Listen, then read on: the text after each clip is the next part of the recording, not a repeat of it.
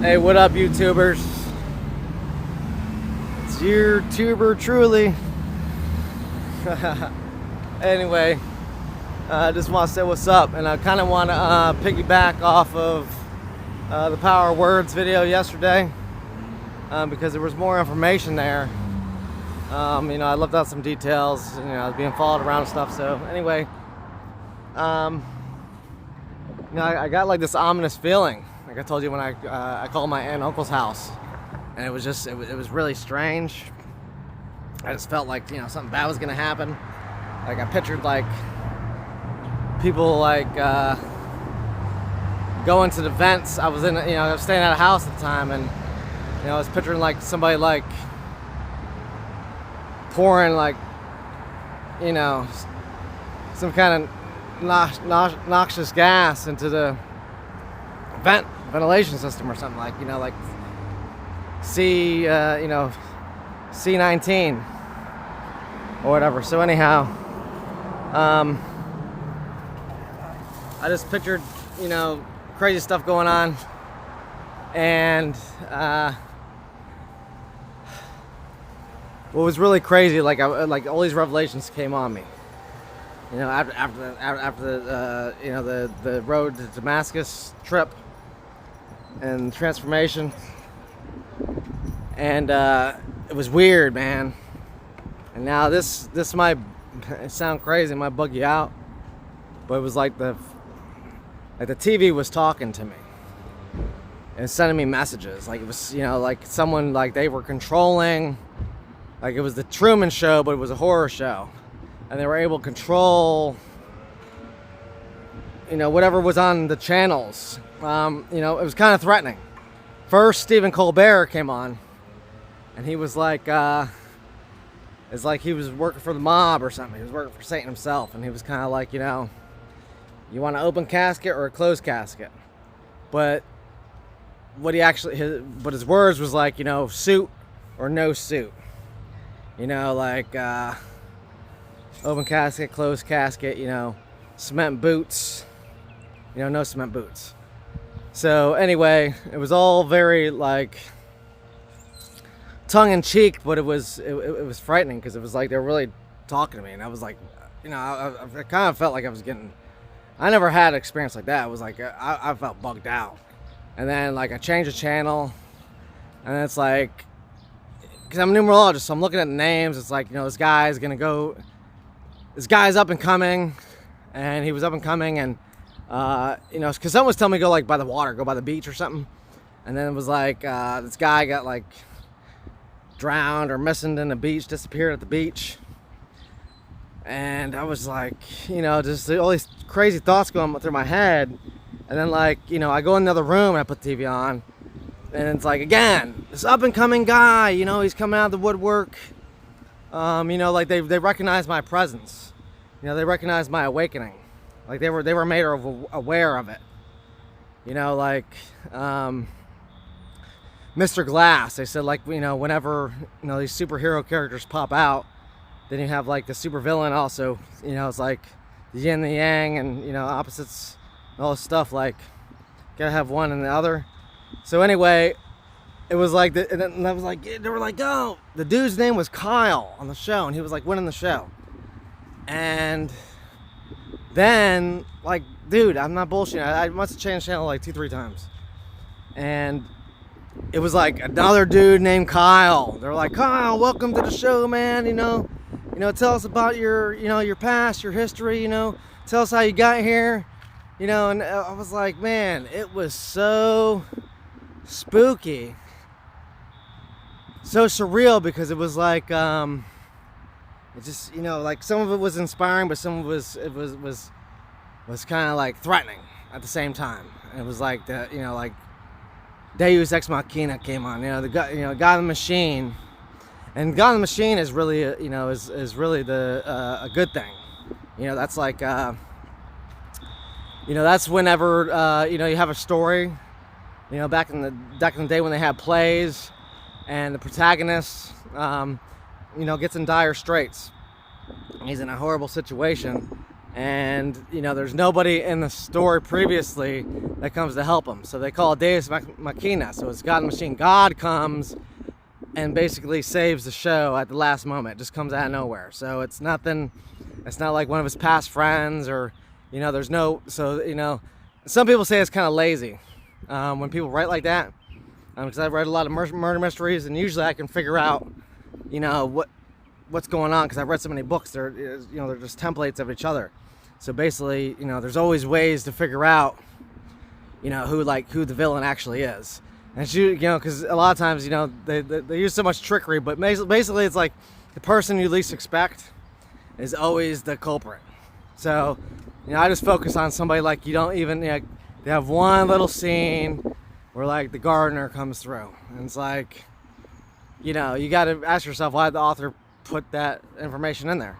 Well, it had a reason, and I don't want to sidetrack, but I would like to get on a point about Ray Bradbury and what he said about Fahrenheit 451 and the burning of books is these abridged versions of books.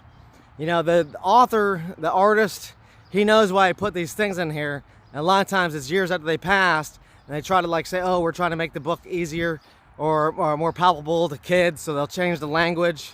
They'll take chapters out. A good example, Count of Monte Cristo. It's like a 14 or 1500 page book, and then the abridged version's like 500 something pages. Dude, there's like 900 or 1,000 pages missing out of the book. I'm like, I've read that book a few times, and even when I read read the abridged version, I was in confinement in prison, and I was like, oh my God, it just came through on the cart, and so I was like so happy to have the book, but I'm like, oh, I'd love to have the full version again. But like when I read the 600 pages, I'm like, what was all the, what was missing out of here? Because like I said, the author puts all the stuff. Like same thing with Victor Hugo. He puts all these additional information for the reader.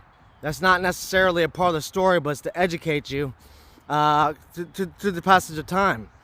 Because like he puts like a sidebar, like on the Paris sewer system.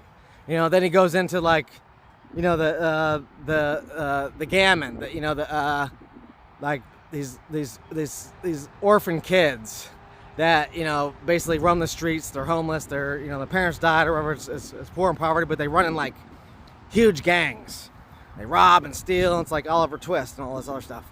So anyhow, this TV. I'll get back to the message. The beginning of the message is the TV was like, dude, I literally was like talking to me and like saying things, and it was spooky. It was scary. I mean, I know that sounds bizarro, but I'm telling you, I don't know if anyone else has ever experienced something like that. And it happened to me again later, and I'll eventually probably get to that topic, but I just want to stick on this one. I was spooked out, because I was just like, when the spirit comes on me, and like I said, you're just like, I'm receiving information, like things just start to click, things I know, and like all of a sudden, like all these songs, all these ideas are like flooding me. They're just like hitting me like bam, like I'm on the, the sun just shooting down on me and just pounding me with energy.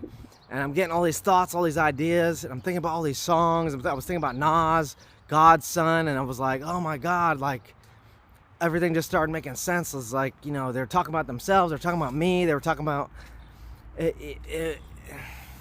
It's so strange because, they like, some people try to say like like multiple personality or schizophrenia or something, like, but someone like is like talking about your life, or talking about you, or like even playing you like on TV or like on a movie.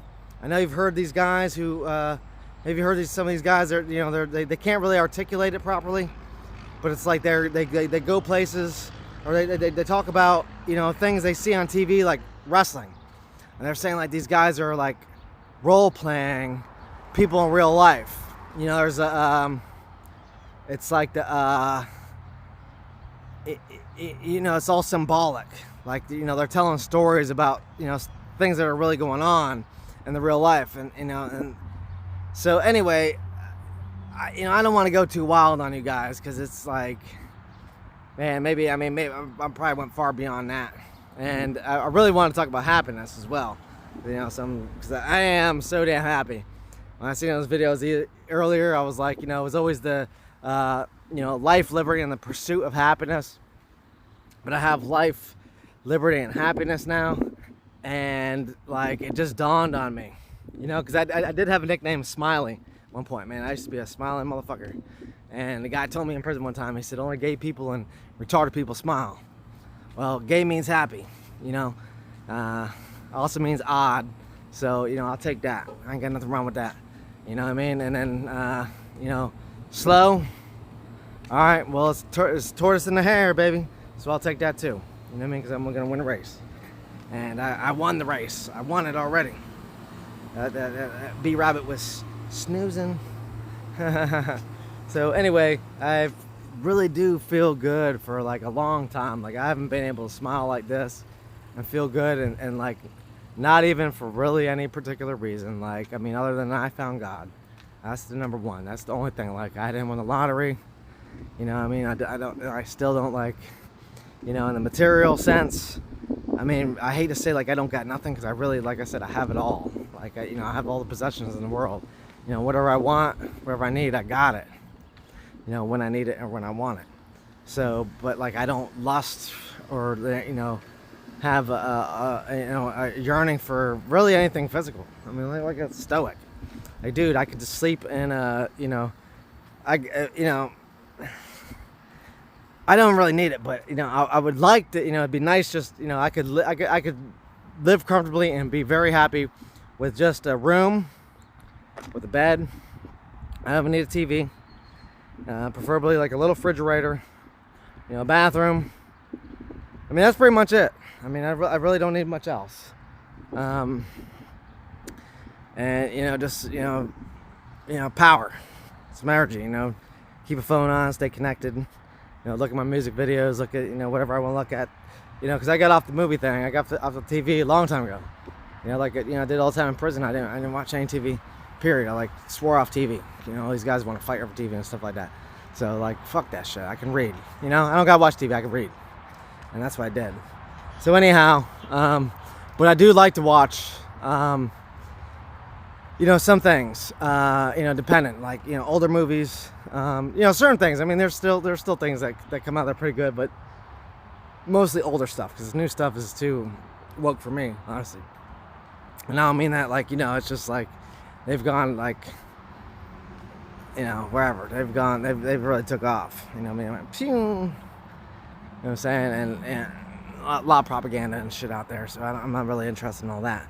But these movies, documentaries and stuff, man, there's still a lot of good stuff. And I got an Amazon Fire Stick, and they call it Prison Break. You break it and whatever. It's just you make it so you can get apps and stuff, and you can basically watch anything. So I couldn't afford to watch a lot of things, and I want to catch up on all the movies and stuff I missed out on while I was gone. And I really didn't know how to go about doing it. And I did a little bit of research, and I was able to do it fairly easily. Anyway, so I got really caught up on tons of movies and shows that aren't mainstream. Like, man, I was finding all kinds of stuff, just really interesting information, stuff with knowledge, and multiple. I watch multiple things, but some of them are like, but there's lots of gems to be found. There's lots of gems to be found. So anyhow, the power of words and the power of forgiveness and all that. Like I said, the TV was talking to me, kind of spooking me out. It's kind of had me, I kind of a little spooked out, I ain't gonna lie. It was man, it was pressure. And like I said, after that, I turned the TV off. I got so scared, I had to turn the TV off. I was like, oh no, it's feeding me wicked thoughts. And then, like I said, all this music and stuff started coming to me. It was like I was talking to Nas. It was like I was talking to Jay-Z, or it's like these guys were praying to me or talking to me or something, communicating with me somehow.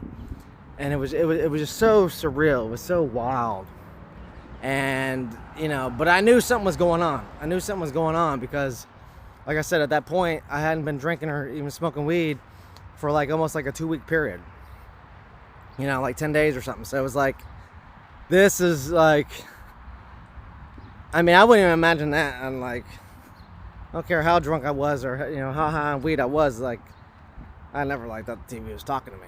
And then, like, you know, now, like, this is like, I don't know, poltergeist or something, man. And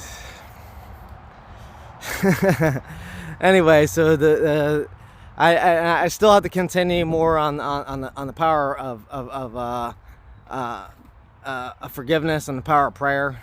You know, I just want to add those in because they go hand in hand with the power of the word, and I'm kind of just illustrating that through, you know, the things that I say and that I do, and that's just the theme of everything else I've been talking about. So there'll be, you know, that'll be a common motif throughout, and just to understand and know that you know, I'm careful with my words, as you should be. I do want to put a post because they say, as a man thinketh as he is. There's actually a book, and I don't believe I referenced it or not, so maybe I'll throw that down in the comments somewhere. And just, you know, what a great book. It's only like, it's very short, it's like 50 pages, but it was written like, you know, whatever, like 70 years ago or something.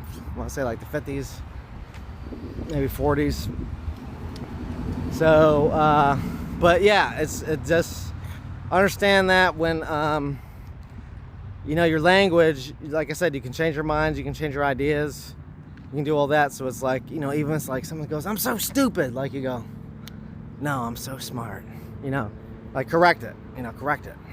So that, you know, so your mind, your body, your soul doesn't, you know, start developing the characteristics of stupid, you know. But there's nothing wrong with being stupid. You know, like, be smart, stupid. Keep it simple, stupid. You know.